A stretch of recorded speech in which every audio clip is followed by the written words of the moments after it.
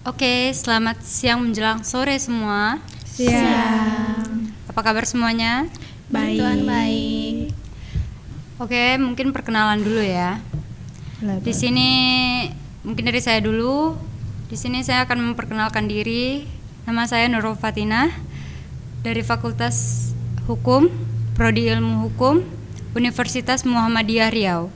Di sebelah saya ada Dea. Halo, perkenalkan nama saya Dea Kumala Ramawati dari Prodi Ilmu Hukum, Fakultas Hukum, Universitas Muhammadiyah Riau. Di depan saya ada Margaret. Halo semuanya, perkenalkan nama saya Margaret Luntom dari Fakultas Hukum, Prodi Ilmu Hukum, Universitas Muhammadiyah Riau. Sebelahnya ada Caca.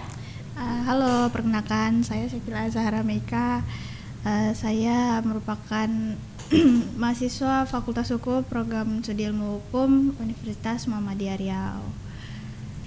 Jadi untuk topik kita hari ini apa nih? Oke, sekarang kita akan membahas topik yang gak pernah habis-habisnya di kehidupan sehari-hari, yaitu pelecehan seksual. Mungkin ada yang tahu pelecehan seksual itu bermulai dari mana, akibatnya apa?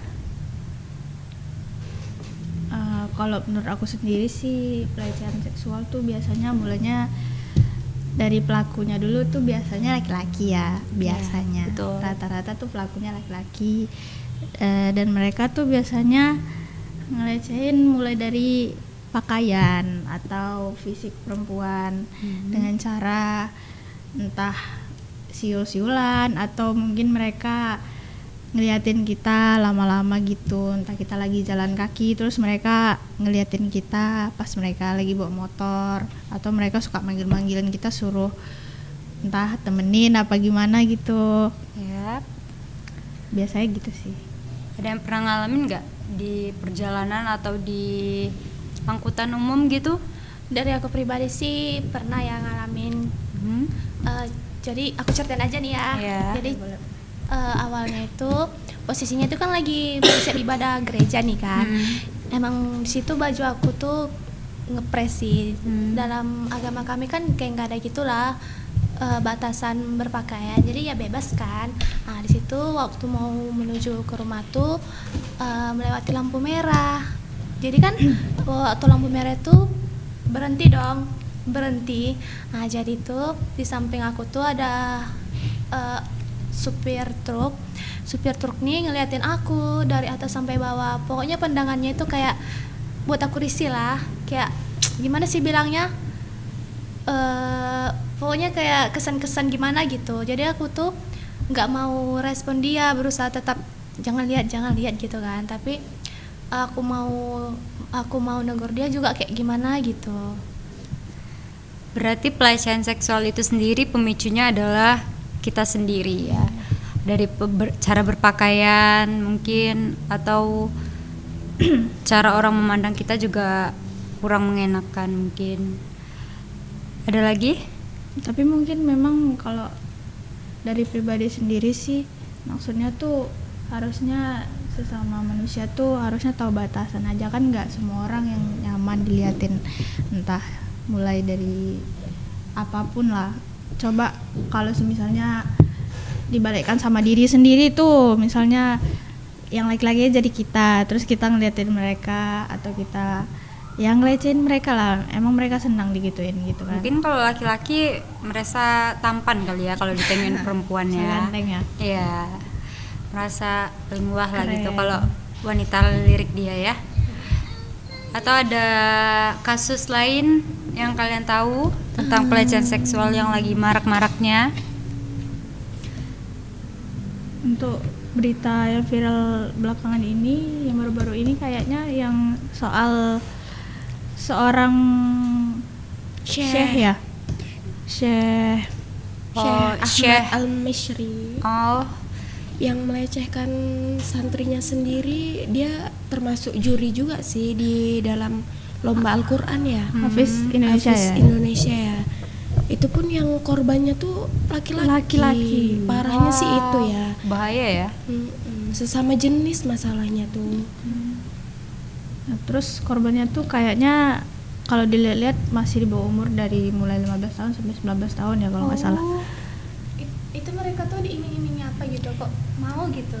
Diiming-imingin kayak apa sih? Beasiswa menuju ke Mesir ya. Ke luar negeri. Siapa sih yang nggak mau ke Mesir? Apalagi umat Islam. Iya betul. Mesir tuh sekolah idaman kalau Karena kan mereka juga di sana kan niatnya mau nuntut ilmu Iya, ya, biar Pencapaian paling bagus lah ya. iya. Agama paling dibilang paling bagus pun di Mesir tuh Iya. karena Arab. Islam kan awalnya dari Yang Arab terkuat tuh. lah di Iya. Indonesia, di negara ya. Pun diiming-imingin uang saku juga selama belajar Berjalan di ke sana. Jadi kasusnya ini udah dari berapa lama?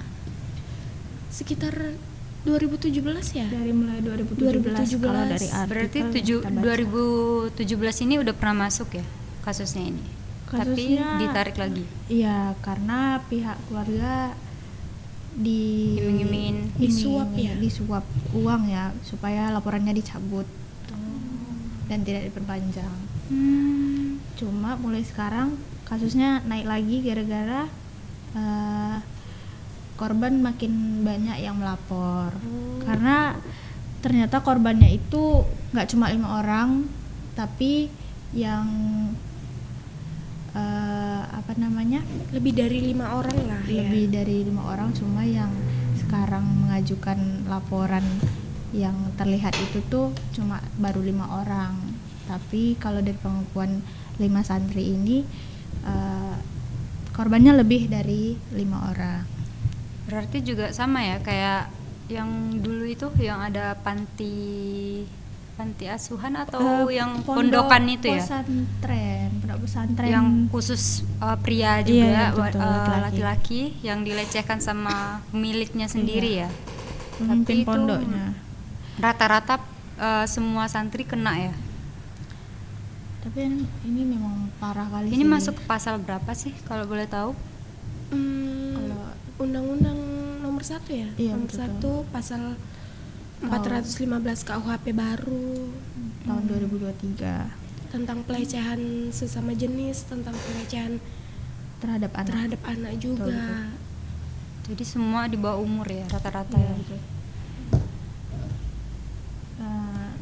Mungkin dari kita sendiri ya, gimana cara mengatasi hal-hal pelecehan kayak gini. Berarti tuh gimana? pelecehan seksual itu nggak ke wanita aja ya, ke cowok pun juga bisa ya. Karena mungkin di dalam pikirannya tuh ada kayak mungkin imajinasi fantasi gimana gitu.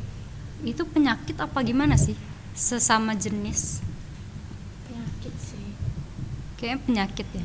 Pelecehan seksual sesama jenis dan pelecehan seksual ke lawan jenis sendiri. Lebih mengacu kemana sih? Karena bahaya banget loh. Karena tahun ke tahun itu tinggi banget ya, selalu terjadi banyak. mana-mana pun, jangankan di Indonesia, di luar negeri, astagfirullahaladzim, banyak kali. Bahaya banget ya. Jadi sekarang pertama-tama mungkin nyelamatin diri sendiri dulu lah ya. Baru kita mengingatkan teman-teman terdekat untuk lebih mengingatkan cara berpakaian, jangan keluar malam. Tapi memang kalau saya sendiri sih, kalau misalnya jadi seorang ibu punya anak laki-laki, saya pasti bukan edukasi perempuannya, saya edukasi anak laki-laki saya untuk nggak usah gimana ya, melecehkan perempuan atau nggak usah kasar sama perempuan. Karena kan sekarang juga banyak viral kasus laki-laki kasar sama perempuan sampai dibanting lah, terus dipukulin sampai kadang meninggal, dibuang mayatnya kemana-mana kan.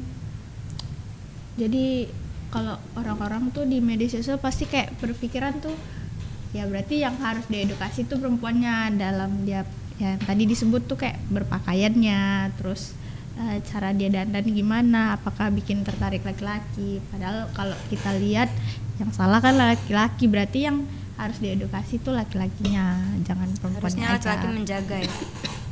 Iya betul, laki-laki tuh harusnya menjaga perempuan, karena kan perempuan ini kan ibaratnya gimana ya, kayak harus didampingi ya. Laki-laki tuh harusnya jadi pelindung, misalnya ngelecehin perempuan kayak gitu. Coba kalau misalnya nanti dia punya anak perempuannya dilecehin sama orang, dia terima nggak? Kan nggak lucu kan kayak gitu. Karma itu ada loh, jadi misalnya mereka karmanya jatuh ke anaknya nanti, kalau misalnya mereka punya anak gimana?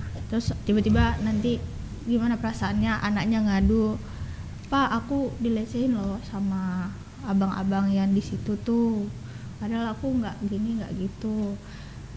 Kan rasanya sedih ya kalau saya pribadi. Makanya dari diri sendiri tuh harus diubah juga lah.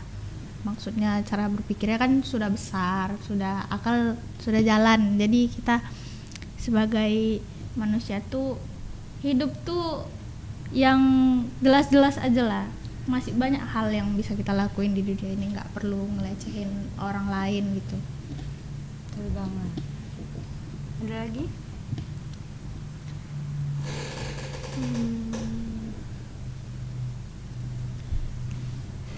Jadi balik lagi ke kasus Syekh tadi tuh, kita gimana?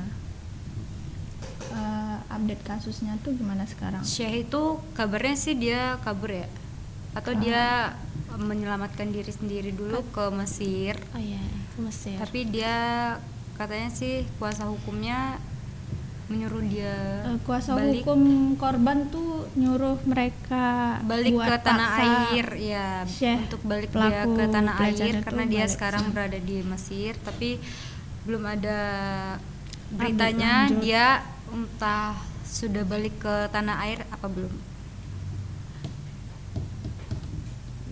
Biasanya tuh kalau pelecehan gitu tuh dijatuhi hukuman berapa lama sih? Sekitar 9 tahun. 9 tahun, 5 tahun. 5 tahun sampai 9 tahun. Mungkin lihat ininya dulu ya, berapa berat yang dia ini dulu ya, korbannya, atau berapa sejauh mana pelecehan yang telah dia perbuat kayak gitu. Ada lagi?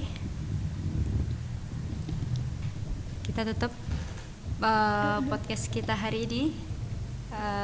Terima kasih teman-teman telah berkontribusi di dalam podcast ini. Semoga hari ini kalian dalam keadaan sehat, baik, dan terima kasih. Assalamualaikum warahmatullahi wabarakatuh. Waalaikumsalam warahmatullahi wabarakatuh.